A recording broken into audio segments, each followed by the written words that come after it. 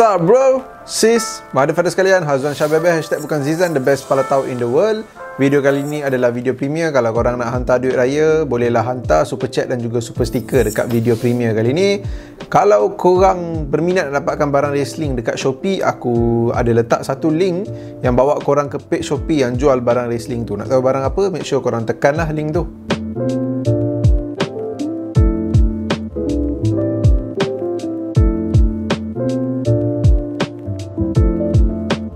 Dan kalau korang baru sampai dekat channel Hazwan Shah Wrestling ni, tak tekan lagi butang subscribe. Make sure korang tekan dulu butang subscribe. Tekan sekali butang loceng, sebelah butang subscribe.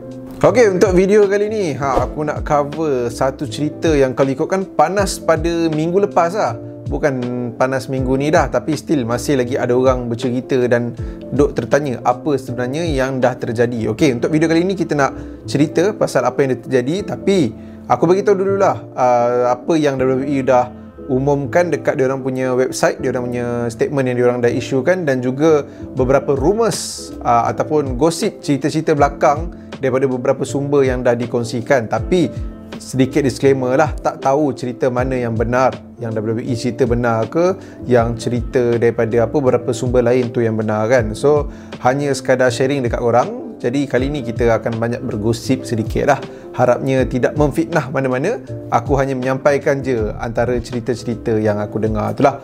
Yang mana betul ataupun salah, itu tak penting lah. Yang penting korang tahu lebih kurang apa yang dah berlaku sebenarnya antara Sasha Banks, Naomi dan juga WWE. So, pada hari yang Raw sepatutnya bersiaran, hari Selasa minggu lepas waktu Malaysia tu, dia Selasa pagi. So, Selasa pagi-pagi itulah, beberapa jam sebelum Raw start, Sasha Banks dan juga Naomi, ini apa yang WWE punya sudut pandang lah. Bukan WWE punya sudut pandang, ini statement yang WWE issue dekat diorang punya website WWE.com. Sasha Banks dan juga Naomi beberapa jam sebelum Raw, diorang menghadap John Laurinaitis laku WWE Head of Talent Relation. People power. Diorang bawa diorang punya suitcase, bag bagasi diorang tu gaya macam dah nak balik. Diorang serahkan diorang punya WWE Women Tag Team Champion dekat John Laurinaitis.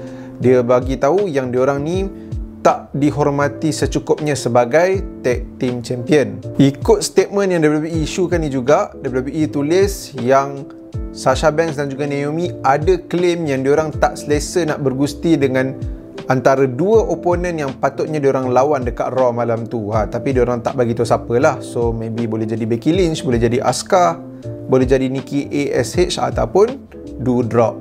So WWE kesal tak dapat nak sampaikan Six Pack Challenge punya main event tu. Dan WWE juga kesal lah yang selaku performer Naomi dan juga Sasha Banks tak boleh nak perform ikut macam apa yang kontrak diorang required.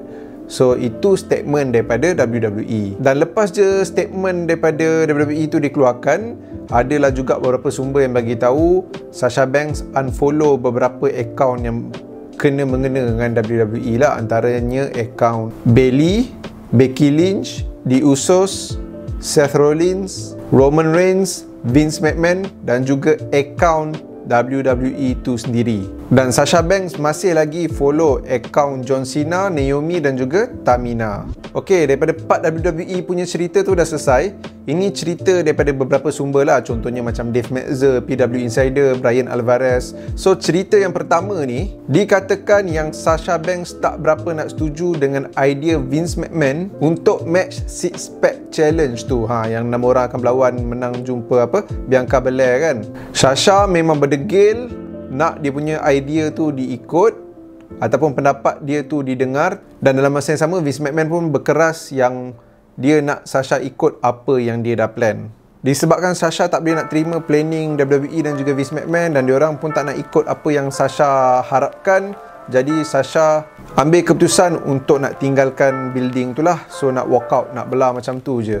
Dan Naomi pula, disebabkan dia nak support dia punya teammate dia Sasha Banks tu, dia pun ambil keputusan untuk nak ikut Sasha Banks sebagai tanda dia sokong Sasha Banks. Dalam cerita yang pertama ni juga ada bagi tahu jugalah yang planning untuk match ni agak kelang kabut jugalah. Tak ramai yang tahu apa yang akan terjadi bila match ni dah habis, macam mana flow match ni akan berlaku.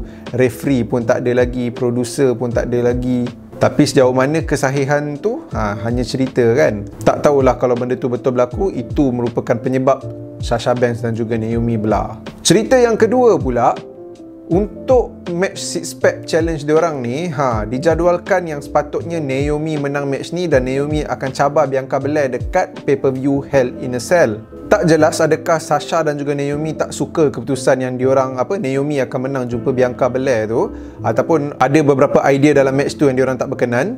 Jadi Sasha dan juga Naomi sama-sama ambil keputusan untuk belah daripada WWE macam tu je. Itu cerita yang kedua.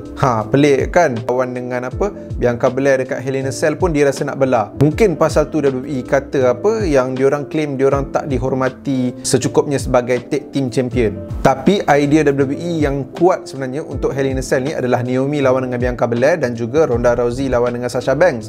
Walaupun end up dua-dua tu akan tewas juga dekat Hell in a Cell. So cerita kedua ni, point dia tak berapa clear lah, yang diorang tak setuju dengan Naomi menang ataupun diorang tak setuju dengan apa yang akan berlaku dalam match ni. Antara cerita lain yang aku dengar juga kan, lepas dah terjadinya benda ni kan, yang ramai sebenarnya dekat belakang tabir tak berapa nak berkenan dengan Sasha Banks. Diorang rasa Sasha Banks ni selalu buat perangai. Tapi Naomi ni pula, ramai gila yang suka dekat Naomi.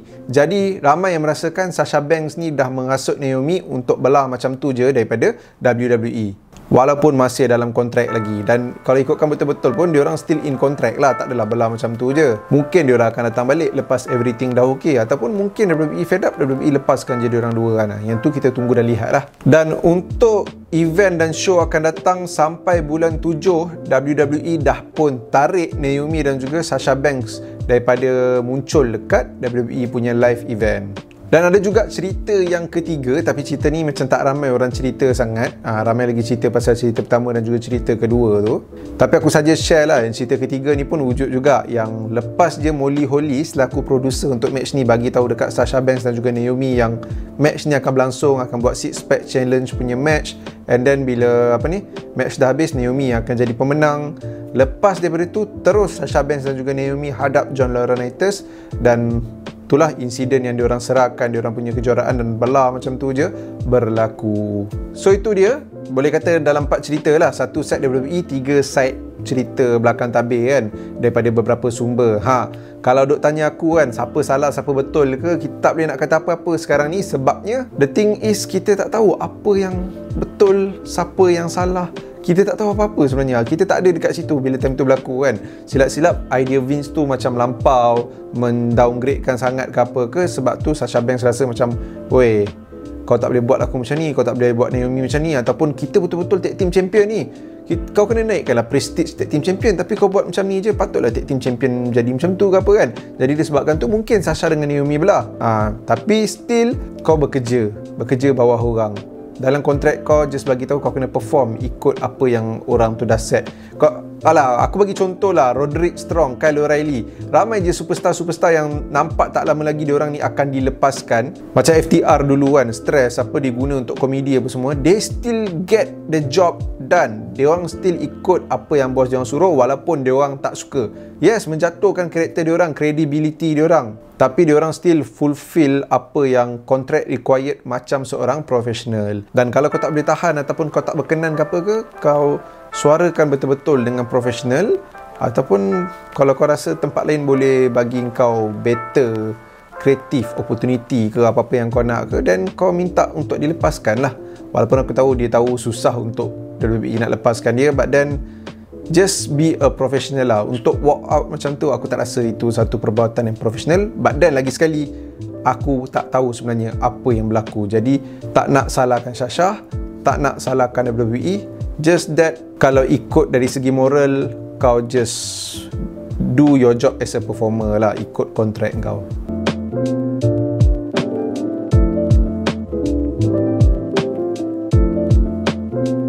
So guys, itu je lah untuk video kali ni. Harap cerah lah sedikit apa yang korang tak clear pasal Sasha dengan Naomi ni. Itu je lah. Apa pula yang korang rasa pasal situation diorang? Cuba drop a comment dekat ruangan komen kat bawah. Jangan lupa layan semua video yang dah muncul dah dekat skrin korang sekarang ni. I'll see you guys again in the next video. Terima kasih. Datang lagi. Mother Father.